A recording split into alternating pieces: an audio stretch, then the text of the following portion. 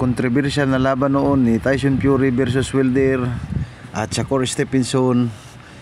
Yun ang pag-uusapan natin sa boxing update. Shakur Stevenson, hinamon nga po to si Ryan Garcia.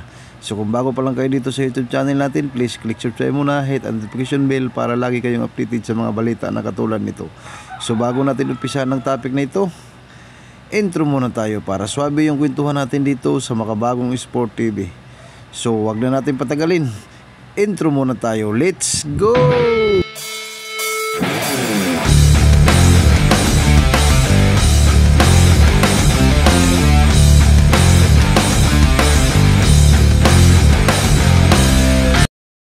Ayon nga sa balita, Shakur Stevenson call out boxing star on social media for catchweight fight. So, walang ibang nga pong hinahamon ito si Shakur Stevenson kundi si Ryan "The King" Ray Garcia. So, ayon pa sa balita, Shakur Stevenson is eager to face one of the sport biggest name. WBC lightweight champion Shakur Stevenson is showing signs slowing down come to facing boxing biggest name. So walang iba po dito kundi si King Ray Garcia. Yun po ang hinamon ni Shakur Stevenson dahil talagang wala namang ibang sikat sa social media kundi si Ryan Garcia. So walang ibang hinamon dito si Shakur Stevenson kundi si King Ray Garcia. Ayon sa balita, basta magkasundo sa catchweight limit, lalabanan ni Shakur Stevenson tong si Ryan Garcia dahil nainggit to si Shakur Stevenson kay Ryan Garcia dahil sikat ito sa social media. Naghamon nga po to kay King Ray Garcia na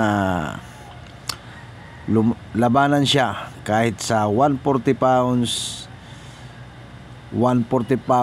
junior super lightweight division. Ayon kay Shakur Stevenson na hinahamon nga po to si Ryan Garcia.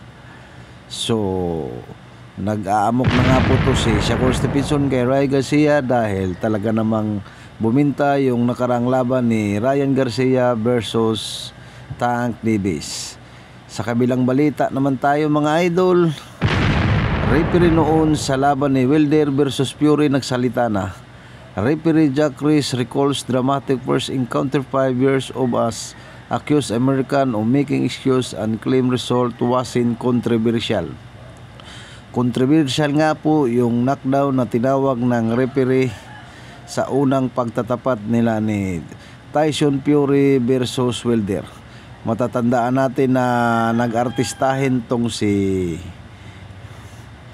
Tyson Fury na tinamaan daw sa bodega na biglang natumba. So yun po ang pahayag ng referee sa laban nila noon ni Tyson Fury versus Wilder. So anong masasabi nyo dito guys sa balita natin ito? Talagang nagsalita ng referee, hindi niya matiis ang controversial na laban noon ni Tyson Fury versus Wilder.